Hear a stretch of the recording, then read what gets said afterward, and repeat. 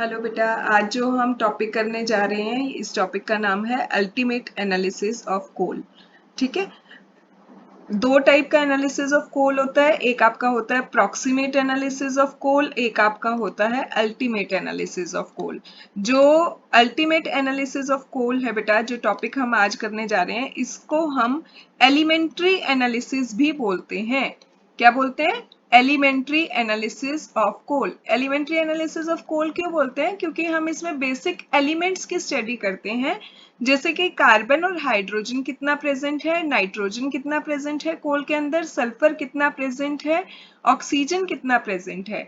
तो आप एलिमेंट्स की स्टडी करते हो, इसलिए हम इसको अल्टीमेट एनालिसिस या एलिमेंट्री एनालिसिस ऑफ कोल भी बोलते हैं। ठीक है। अब हम आते हैं कि एनालिसिस ऑफ कोल, मैंने अभी आपको बताया दो टाइप का होता है, प्रॉक्सिमेट एनालिसिस होता है और अल्टीमेट एनालिसिस होता है। प्रॉक्सिमेट एनालिसिस में बेटा आप लोग क्या कैलकुलेट करते थे कि मॉइस्चर कितना है कोल के अंदर, वोलेटाइल मैटर कितना प्रेजेंट है, ऐश कंटेंट कितना है, फिक्स्ड कार्बन कंटेंट कितना है। इसकी ऑलरेडी वीडियो जो है आपको लिंक में डिस्क्रिप्शन बॉक्स में मिल जाएगी, ये हम कर चुके हैं प्रॉक्सिमेट एनालिसिस पहले। आज हम कर रहे हैं अल्टीमेट एनालिसिस। अल्टीमेट एनालिसिस पे जनरली न्यूमेरिकल्स ज्यादा आते हैं, उसका भी लिंक आपको डिस्क्रिप्शन बॉक्स में मिलेगा। आज हम फॉर्मूलेज करते हैं कि एनालाइज कैसे करते हैं। न्यूमेरिकल सॉल्व करने से पहले आपको उसकी डिटेल पता होनी चाहिए। तो इसमें क्या है बेटा, अल्टीमेट एनालिसिस में it is process of determination. इससे आप क्या डिटरमाइन करेंगे? कंपोजिशन ऑफ वेरियस कंपोनेंट, कि हमारे कोल सैंपल के अंदर जो कंपोनेंट्स हैं, जैसे कार्बन है, हाइड्रोजन है, सल्फर है, नाइट्रोजन है, ऑक्सीजन है या ऐश कंटेंट है, वो कितने अमाउंट में प्रेजेंट है। और फिर हम इसका सिग्निफिकेंस भी करेंगे कि वो जो प्रेजेंट है carbon, hydrogen, sulphur, nitrogen, how it will affect the quality of coal. अब कोल जो है वो आपको डिफरेंट डिफरेंट माइंस से जो है आप उसको लेते हैं, ऑब्टेन करते हैं। तो हर एक जगह के कोल की क्वालिटी अलग होती है, जो कि डिपेंड करता है कि उसमें moisture, volatile matter, ash content या कार्बन, हाइड्रोजन, सल्फर, नाइट्रोजन कितना प्रेजेंट होगा। तो उसको हम दो तरीके से एनालाइज कर रहे हैं, प्रॉक्सिमेट और अल्टीमेट एनालिसिस। तो अब शुरू करते हैं अल्टीमेट एनालिसिस। इसमें अल्टीमेट एनालिसिस में क्या है बेटा, सबसे पहले हम करेंगे determination of carbon and hydrogen. Determination of carbon and hydrogen. इसके लिए आपने क्या करना है, शुरू में ही आप 1 to 2 ग्राम कोल ले लीजिए। कितना? 1 to 2 ग्राम आप कोल लेंगे। ठीक है। इट इज बर्न्ड, कोल लेके burned in a current of dry oxygen. Dry oxygen के एनवायरमेंट में बेटा आप उस कोल सैंपल को जो है बर्न कीजिए। जब आप बर्न करेंगे तो उसमें जो कार्बन प्रेजेंट होगी ना, कार्बन प्रेजेंट होगी, वो आप क्या कर रहे हैं, ड्राई ऑक्सीजन के एनवायरमेंट में बर्न कर रहे हैं, तो ऑक्सीजन के साथ कंबाइन होके वो कन्वर्ट हो जाएगी कार्बन CO2 में। और ऐसे ही अगर आपके कोल सैंपल के अंदर हाइड्रोजन प्रेजेंट है तो वो ऑक्सीजन के कांटेक्ट में आएगी। ठीक है। और H2O में कन्वर्ट हो जाएगी। ठीक है। तो हमारे ये गैसियस प्रोडक्ट ऑब्टेन होंगे कंबशन के बाद। एक हमें मिलेगा बेटा CO2, एक हमें मिलेगा H2O। अब हमें कैलकुलेट करना होता है कि CO2 कितना बना और H2O कितना बना। उससे आप कैलकुलेट करते हो कि आपके कोल सैंपल में कार्बन कितना था और हाइड्रोजन कितना था। अब इसको कैलकुलेट करने के लिए कि CO2 कितना बना और H2O कितना बना, हम क्या करते हैं, हम इस केस में QH यूज करते हैं और इस केस में एनहाइड्रस CaCl2 यूज करते हैं। देखिए कैसे यूज करेंगे आप। इसमें ये कहता है कि बेटा जो आपका CO2 बना, आप उसको क्या करो, आप उसको ट्रीट करा दो। एक आपने एपरेटस में, कंबशन ट्यूब में QH भर लिया। पहले आप जब आपने उसमें QH भरा ना, तो उस ट्यूब का वेट कर लीजिए कितना वेट है। ठीक है, आपके पास वेट आ गया। अब आप उस KOH के थ्रू ये CO2 गैस पास कीजिए। KOH के थ्रू जब आप CO2 गैस पास करेंगे तो आपका प्रोडक्ट K2CO3 पोटेशियम कार्बोनेट बनेगा। अब आप फिर से जो आपकी ट्यूब है उसका वेट कीजिए, उसका वेट इंक्रीज हुआ होगा क्योंकि KOH से K2CO3 बना है।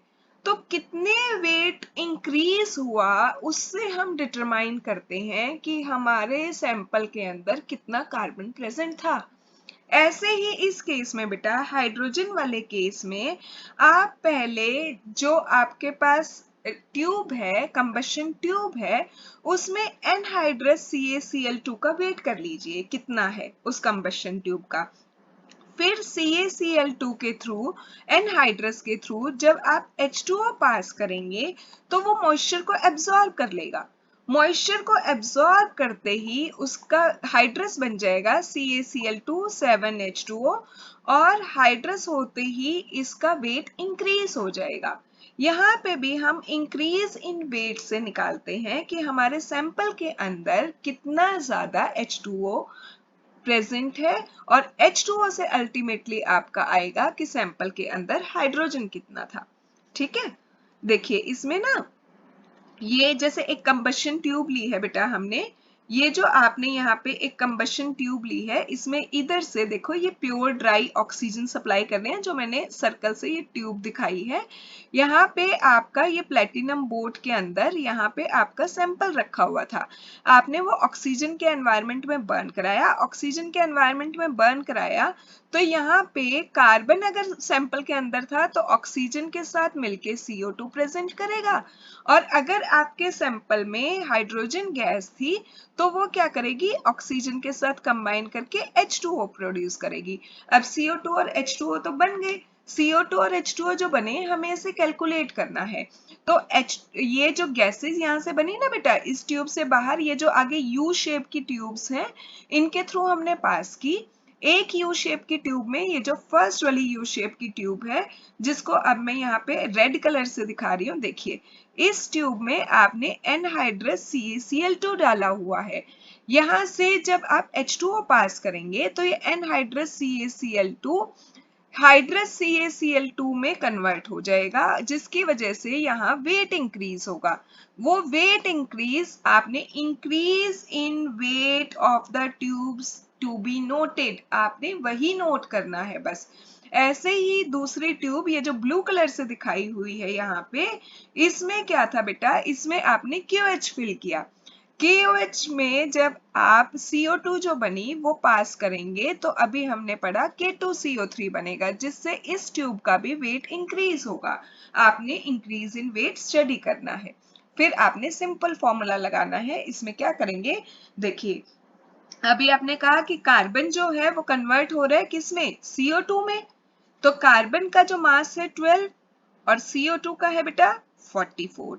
तो कैलकुलेट करने के लिए आप फॉर्मूला लगाएंगे, परसेंटेज ऑफ कार्बन जब आपने कैलकुलेट करनी है तो उसके लिए आप फॉर्मूला लगा लीजिए कि increase in weight divided by weight of coal sample taken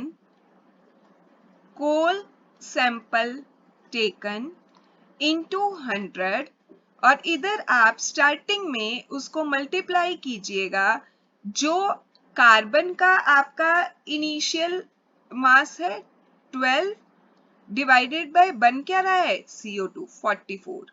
तो ये ओवरऑल फॉर्मूला आएगा 12/44 into increase in weight of the tube divided by weight of coal sample taken into 100।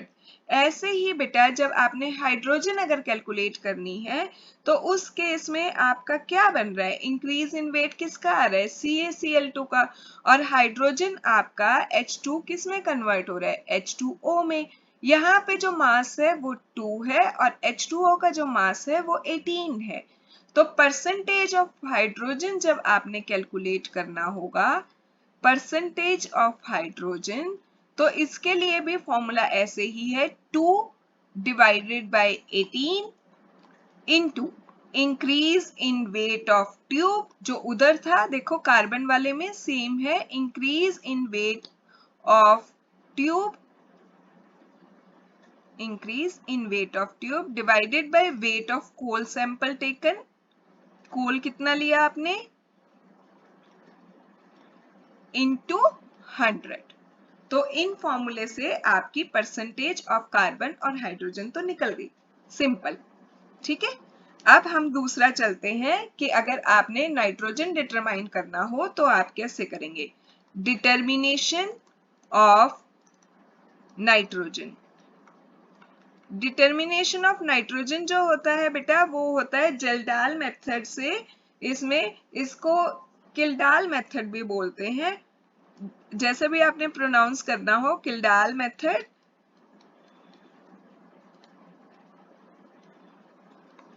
से हम करते हैं। बहुत सारी जगह आपको जिल्डाल मेथड भी मिलेगा, बहुत सारी जगह आपको किल्डाल मेथड भी मिलेगा, although in Danish language it is known as Kjeldahl method. ठीक है, इसमें आपने क्या करना है बेटा, इसमें आपने वही 1 ग्राम आप पाउडर्ड सब्सटेंस ले लीजिए, पाउडर्ड कोल सैंपल ले लीजिए। ठीक है, आप उसको हीट कीजिए, हीट इन किल्डाल फ्लास्क।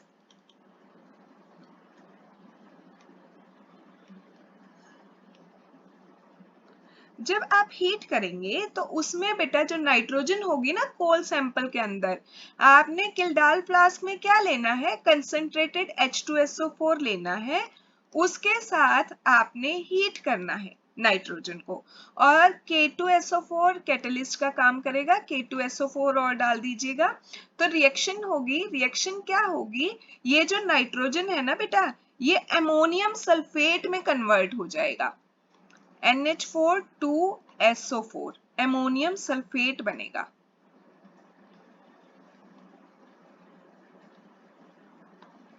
ठीक है, इसमें आपने क्या किया है देखिए, यहाँ पे ये जो है बेटा, ये जो राउंड बॉटम फ्लास्क टेढ़ा हुआ दिख रहा है ना आपको, ये वाला जो मैंने येलो से किया है हाईलाइट, ये आपका यहाँ पे मैं लिख देती हूँ ब्लैक कलर से बोल्ड लेटर्स में, ये आपका क्या है बेटा, ये आपका किल्डाल फ्लास्क है, टेढ़े वाला जो है ये वाला राउंड बॉटम ये वाला। इसमें आपने क्या किया है, इसमें आपने कोल लिया, कोल सैंपल, उसको आपने H2SO4 कंसंट्रेटेड H2SO4 डाल के K2SO4 की प्रेजेंस में हीट किया। K2SO4 यहाँ पे कैटलिस्ट का काम करेगा। इसमें क्या होगा बेटा, आप इसको तब तक हीट करेंगे जब तक कि ये फ्लास्क बिल्कुल क्लियर नहीं हो जाता। ठीक है, जब आपको ये बिल्कुल क्लियर हो जाएगा ना राउंड बॉटम फ्लास्क, फिर हम इसके कंटेंट्स को जो है यहाँ पे ट्रांसफर करते हैं। ये जो राउंड बॉटम फ्लास्क है ये वाला, इस राउंड बॉटम फ्लास्क में क्या होगा बेटा, इस राउंड बॉटम फ्लास्क में आप यहाँ पे जो अमोनियम सल्फेट बना, अमोनियम सल्फेट बना ना आपका फर्स्ट स्टेप में, इस अमोनियम सल्फेट को रिएक्ट कराते हो विद एक्सेस ऑफ NaOH के साथ, तो क्या होता है, अमोनिया गैस जो है वो लिबरेट होगी, वो प्रोड्यूस होगी, साथ में साइड प्रोडक्ट बनता है आपका Na2SO4 और वाटर मॉलिक्यूल्स। ठीक है, तो ये वहां पे अमोनिया गैस बन रही है। अब आप क्या कराओगे, अमोनिया गैस को हम एक बार जो ये बन रही है इसको एब्जॉर्ब कराएंगे with the known volume of standard acid लेके H2SO4 के साथ। जो अमोनिया बनी बेटा इसको हम फिर से एब्जॉर्ब कराएंगे with the known volume and known concentration of H2SO4। जब आप इसके साथ ट्रीट कराएंगे तो फिर से अमोनियम सल्फेट बनेगा। अब आपको यहाँ पे पहले तो ये पता करना है, आपके पास नोन वॉल्यूम तो था H2SO4 का, लेकिन उसमें से कितना यूज हुआ NH3 को एब्सॉर्ब कराने के लिए वो आपको कैलकुलेट करना पड़ेगा। वो आप बैक टाइट्रेशन से कैलकुलेट कर सकते हैं।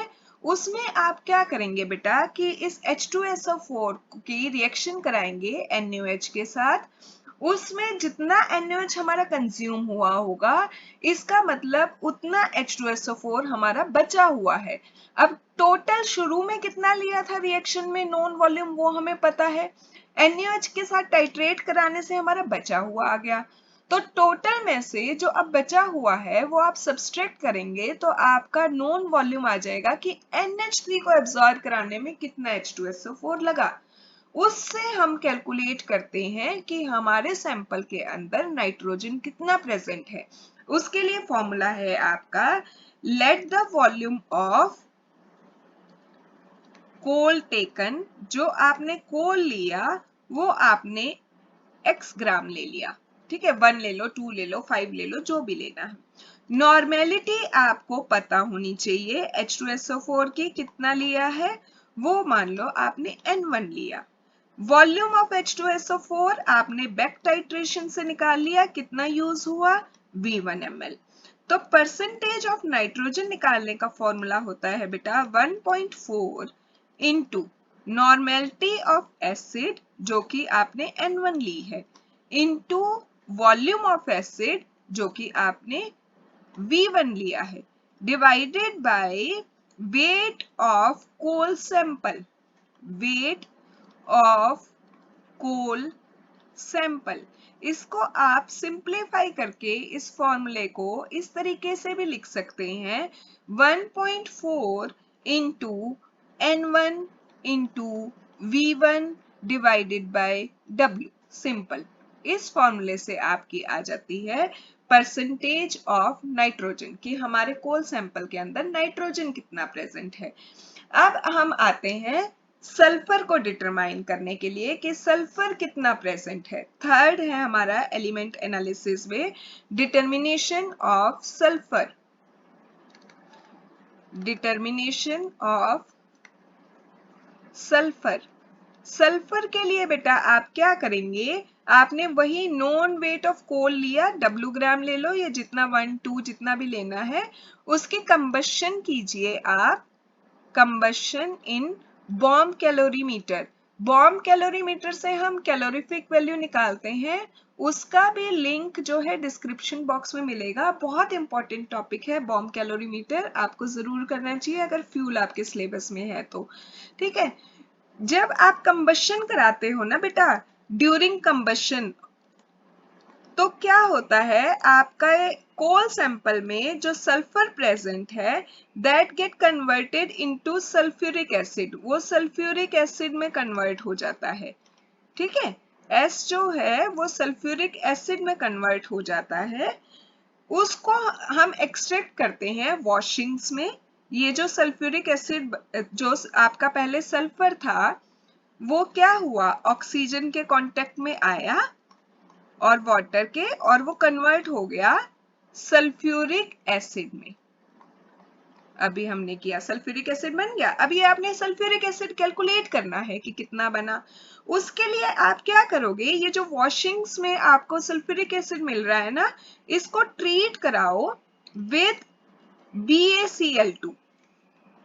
BaCl2 के साथ जब आप ट्रीट कराओगे बेटा, तो क्या होगा, वो उस H2SO4 के साथ रिएक्ट करके BaSO4 बेरियम सल्फेट बनाएगा, ठीक है। बेरियम सल्फेट बन गया तो H2SO4 आपका किस में कन्वर्ट हो गया, BaSO4 में। अब ये जो BaSO4 बना ना, कितना बन रहा है, सिंपल हम इससे परसेंटेज ऑफ सल्फर निकालते हैं। कैसे, फॉर्मूला देखिए। परसेंटेज ऑफ सल्फर निकालने के लिए बेटा, आपका यहाँ पे सल्फर था जो कि अल्टीमेटली कन्वर्ट हो रहा है BaSO4 में। सल्फर का मास 32, BaSO4 का 233।